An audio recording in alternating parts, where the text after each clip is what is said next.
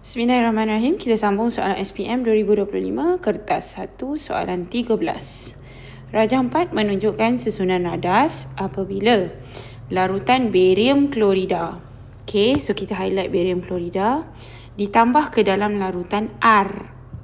Okay, dia tambah dalam larutan R. Okay. Lepas tu dia kata mendakan terbentuk. Okay, so kita highlight mendakan. Satu, mendakan putih terbentuk.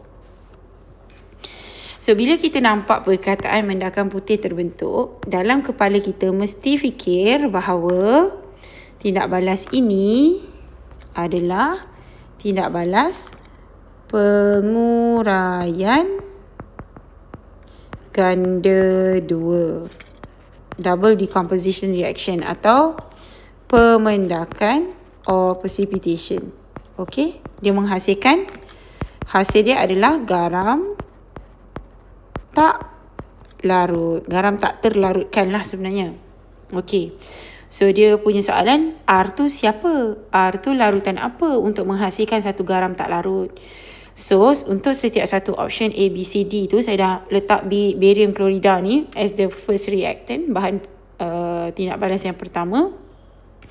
Second bahan tindak balas adalah option A, B, C, D tu lah. Okey.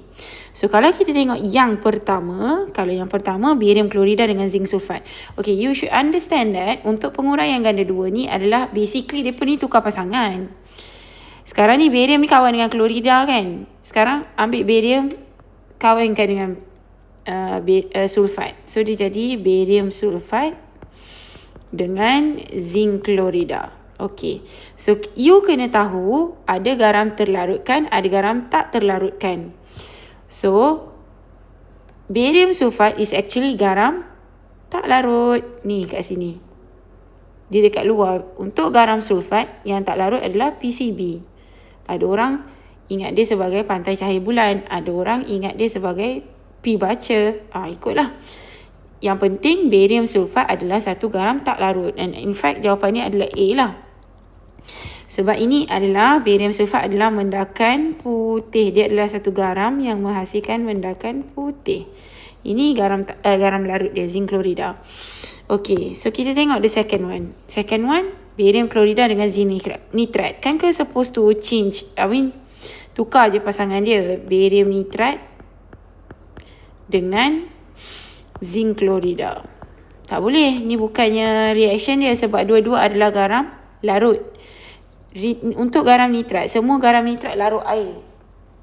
Jadi tak betul lah, B tak betul.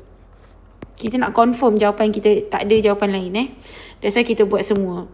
Okay, lepas tu barium klorida dengan zinc klorida. Kalau dah namanya dua-dua klorida, tak boleh nak buat tindak balas ni. Dia mesti lain. Dia spesies yang sama tidak bertindak balas lah. Basically macam tu lah, you should understand. Okay, so ni out terus. Okay, yang terakhir D. D adalah barium klorida dengan zinc karbonat. Masalah dia dekat sini. Ini adalah garam tak larut. Kita tak buat tindak balas dengan ni. Yang adanya tindak balas dengan logam karbonat adalah asid, bukannya barium klorida. So macam yang ni pun tak jadi juga. So memang confirm lah A, zinc sulfat.